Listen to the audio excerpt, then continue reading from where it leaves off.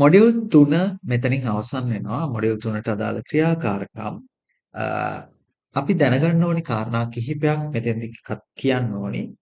අ, දැන් අපි මොඩියුල් එක හරහා මේ මොඩියුල් එක හරහා ජෙනරේට් කරන්න ඉගෙන ගත්තු දේවල් ගත්තම ඒ හැම දෙයකම ඇකියුරසි එක සම්බන්ධයෙන් රෙස්පොන්සිබිලිටි එක තියෙන ටීචර්ට. මොකද AI දෙන දේ සම්බන්ධයෙන් අපි නැවත නැවතත් අපි ඇඩ්ජස්ට්මන්ට් කරගන්න ඕන නිසා එඩිටින් කරගන්න ඕනේ. ඒක නිසා ඒකේ වගකීම තියෙන්නේ ටීචර්ට.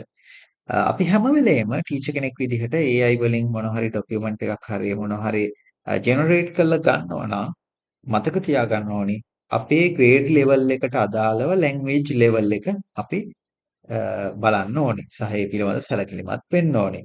ඒ වගේම තමයි අපේ කරිකියුලම් එකට මේක මැච් වෙනවද කියන එක ගැන අපි අවධානය යොමු කරන්න ඕනේ. අවසාන වශයෙන් කල්චරල් සුයිටබිලිටි අපේ කල්චර් එකට මේක ගැලපෙනවද කියන එක ගැනත් මේ AI වලින් ලබා දීපු දේවල් ගැලපෙනවද කියන එක ගැනත් අපි අවධානය යොමු කරන්න ඕනේ. AI විසින් දෙන සමහරක් දේවල් ගත්තම ඒවා ඉතා ලේසි දේවල් දෙන්නත් පුළුවන්. ඉතාමත් අපහසු ඒ කියන්නේ too hard දේවල් දෙන්නත් පුළුවන්. ඒ වගේම තමයි out of syllabus දේවල් දෙන්නත් පුළුවන්. ඒක නිසා ඒ සම්බන්ධයෙන් වගකීම අරගන්න සහ ඒ වගකීම පැවරෙන්නේ ගුරුවරයා විදිහට අපිට මොකද AI පාවිච්චි කරනවා නම්.